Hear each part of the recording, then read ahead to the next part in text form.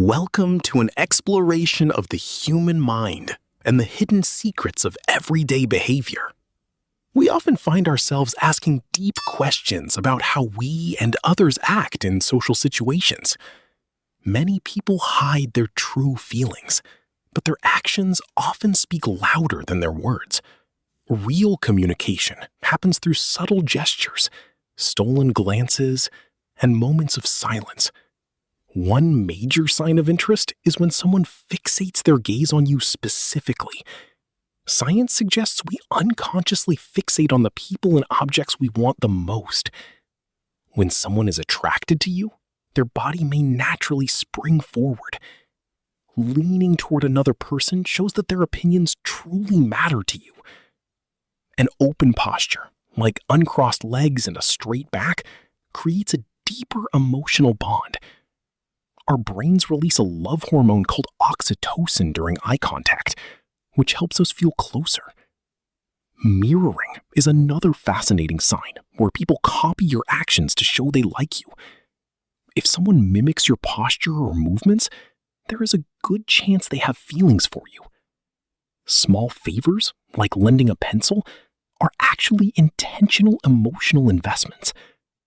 These tiny gestures bind people together in ways we often overlook in our daily lives. However, we must learn the difference between a simple crush and lasting love. A crush develops rapidly, like a spark, but real love grows slowly over time. Love requires a significant amount of patience, understanding, and hard work. While a crush can trigger adrenaline, love brings a sense of inner peace. Crushes are often based on basic commonalities, while love blossoms from deep, meaningful bonds. Love is not afraid to dive deep into secrets and face the past together. Sometimes we feel uninspired, but is it just laziness or something much deeper? We live in a competitive society that often creates internal guilt when we are not working. Laziness is usually a choice or a result of temporary stress that we can change. Depression, however, is a serious mental illness that is definitely not a choice. Losing interest in your favorite hobbies is a major hallmark of a depressive episode. When laziness interferes with your daily ability to function, it might be a sign of clinical dysfunction. Burnout is another state of exhaustion caused by chronic and excessive stress.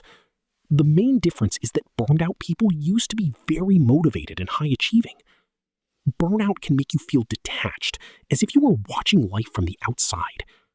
You might become suddenly moody or irritable, which are often overlooked signs of burnout. This process happens gradually through 5 stages, from initial stress to habitual burnout. Many of our current behaviors were actually shaped during our essential chapter of childhood.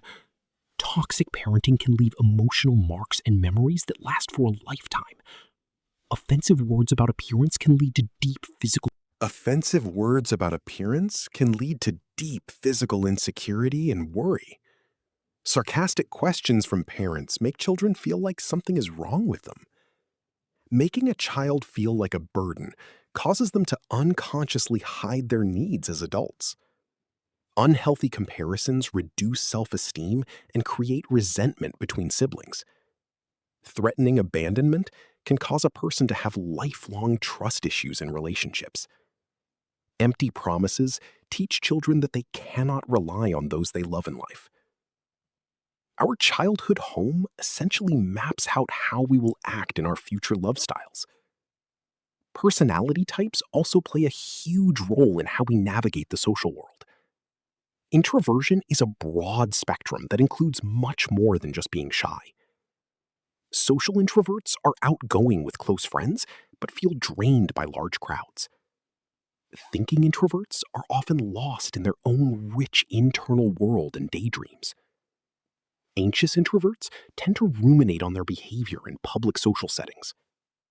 Restrained introverts thrive on routine and dislike being rushed into new situations. Understanding your specific type helps you better communicate your needs to others. To improve ourselves, we must shift from being a judge to being a detective. A judge labels people quickly, but a detective investigates the why behind an action. Instead of getting angry, ask yourself what led that person to act that way. This simple shift disconnects you from anger and connects you to empathy. We must also learn to listen for the sake of understanding, not just to reply. Real listening means silencing your own inner monologue to hear someone else's. Try summarizing what someone said before you share your own thoughts. A proper apology is another vital tool for building a healthy relationship. It should focus on the specific action, the emotion it caused, and a plan for change. Admitting when you are wrong is not a weakness, but a superpower of growth. It shows you are teachable and confident enough to upgrade your understanding. Small, invisible acts of integrity are what truly build your character over time. Doing good when no one is watching is a quiet promise you make to yourself. Remember that growth is about direction, not about being a flawless person.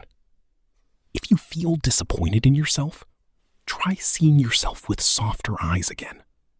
What you feel might not be laziness, but emotional exhaustion disguised as self-hatred. Sometimes your victory for the day is simply getting out of bed or eating a meal. Surviving a difficult night without falling apart is a very valid form of success. Stop punishing yourself for resting when your body and mind truly need it.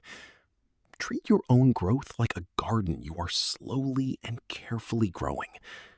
Starting is often the hardest part, but beautiful things are waiting on the other side. You are not weak for feeling tired, and you are allowed to begin again tomorrow.